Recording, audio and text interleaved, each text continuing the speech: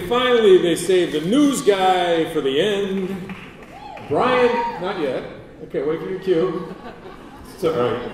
Brian Chasnoff is an opinion columnist and a writer of all kinds. In his Express News opinion column, he digs past the spin to find the stories, the real stories of what's going on, and who benefits from the developments in local government. I'm a photographer too. I got your photography right here, Crackle. Sorry. And I don't stalk at the quarry. Downtown, you'll see me. He gets into things like who benefits from developments in local government, the criminal justice system. He is a San Antonio native as well as a Tulane graduate. Originally, it says here, wanted to be a therapist, but it decided that he was better at reporting on insanity than curing it. Is that right? I blew the line, but that's what it says here. He draws on his network of sources and skills in observing and storytelling to inform and to entertain. Give it up for, ladies and gentlemen, Mr. Express News, Brian Chasnoff!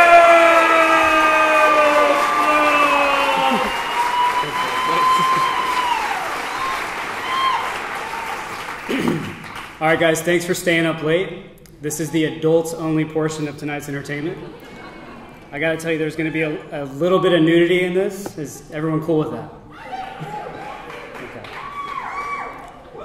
Maybe? All right. So I wanted to talk about sensationalism, and I wanted to talk about that because I was recently accused of sensationalism, which is, that's cool. I mean, that's fine. But I was curious what it is. And so y'all probably know I like to dig up dirt in what I do. The city likes to dig up dirt too sometimes. And a few months ago, the city dug up a bunch of dirt at the convention center expansion site and put it. They dumped it at the food bank. And so they dumped it there, even though an environmental firm had said that it was contaminated with heavy metals and should have gone to a landfill. But that would have cost the city $6 million. So the city got a second opinion and from a different firm, and that firm said it was cool to put it across from the food bank or wherever they wanted to put it. So they did that without telling anyone else about that first report. So I wrote some columns about this, and someone didn't like the columns too much and wrote an op-ed and said they were sensational. So here we go. This is that person. Her name's Cheryl. She runs the city. She's a great city manager. Seriously, I think she's great. If it looks like she's snarling here, it's just because I picked a photo where it looks like she's snarling. And sensational is actually a snarl word, and that means it's a word that's meant to induce a negative response without meaning anything. But sensational has to mean something, right? So sensational means, here are some definitions. Something designed to arouse a strong reaction by exaggerated or lurid details, something intended to excite and please vulgar tastes, or something that gratifies improper curiosity. This is James Gordon Bennett. He did all of those things. He founded the New York Herald in 1835. You can see he's cross-eyed. People said he was cross-eyed so he'd keep one eye on you and the other eye on City Hall. He attacked politicians, unscrupulous politicians, in his newspaper, and they literally attacked him in the streets. He didn't care. This is somebody attacking a prostitute in New York City in 1836, and when Bennett covered that, he wrote about it, and he compared the beautiful female corpse to a nude marble statue of Aphrodite, which was totally lurid, but the readers loved it. Bennett was not trying to better society with his newspaper. He believed that all men were selfish, greedy, and intrinsically worthless, and the human condition could not be bettered, certainly not through the medium of journalism. All he cared about was making money. He was not a very good guy. This is his son, James Gordon Bennett, Jr. He inherited the Herald from his father, and this made him the third richest man in New York City, and he was kind of a nut. He liked to get drunk on brandy and race his carriage through the streets of Manhattan in the nude. So one day he published a story about a rhinoceros that had escaped from Central Park Zoo. This rhinoceros destroyed all the other cages, released all the other animals, and the animals started attacking pedestrians in the park. And 50 people were killed. And the story described a lion mauling a nursemaid, an anaconda eating a giraffe, a panther gnawing on a man's head. People panicked. They tried to escape by boat. They hid indoors. They marched into the park with rifles to hunt the animals. There was only one problem. It was not true. It was a complete hoax.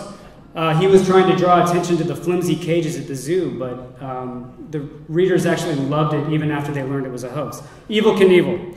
He owned a motorcycle shop. And to attract customers to his shop, he decided one day he was going to jump 40 feet over parked cars, a box of rattlesnakes, and a mountain lion. And he landed on the snakes. The people loved it. And Evel said, I knew I could draw a big crowd by jumping over weird stuff. But this is him trying to jump over the fountains at Caesar's palace. He crashed. He fractured his skull. He broke his pelvis. He was unconscious for a month. Everyone still loved it. And so he kept doing it. Later, he launched himself across the Snake River Canyon in Idaho on a rocket-powered motorcycle. And he made $6 million for that. And he kept making money the rest of his career. He kept breaking his ass over and over again, kept hurting himself. Someone asked him, why do you do this? And he said, I'm a guy who is first of all a businessman. I'm not a stuntman. I'm not a daredevil. I'm an explorer. What do you think of this guy? I don't have to tell you who he is. Yeah. He gets all the attention by being an ass, basically.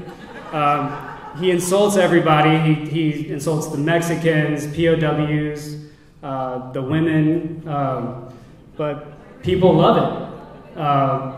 Even people who don't love it, they can't stop watching him. This is good for Trump because Trump realizes that in America, the ability to draw a crowd is one of the most potent forms of power. I don't like him personally, but I can't stop writing about him because his vulgarity is compelling. So he's figured something out. This is P.T. Barnum. Trump likes to compare himself to P.T. Barnum. He calls himself a bit of a P.T. Barnum. Barnum also knew how to draw crowds.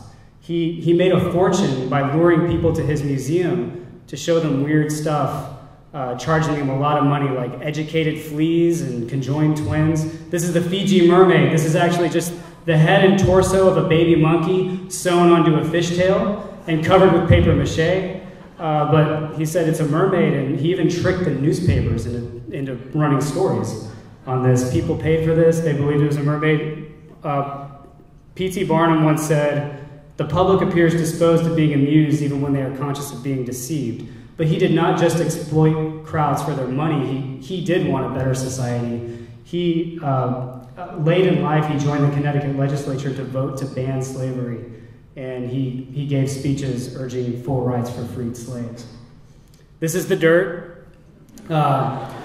The city officials put it there without telling anyone that an initial environmental report warned that it was contaminated. They didn't tell the food bank. They didn't tell SAWS, even though the city wanted to swap land in a deal with SAWS.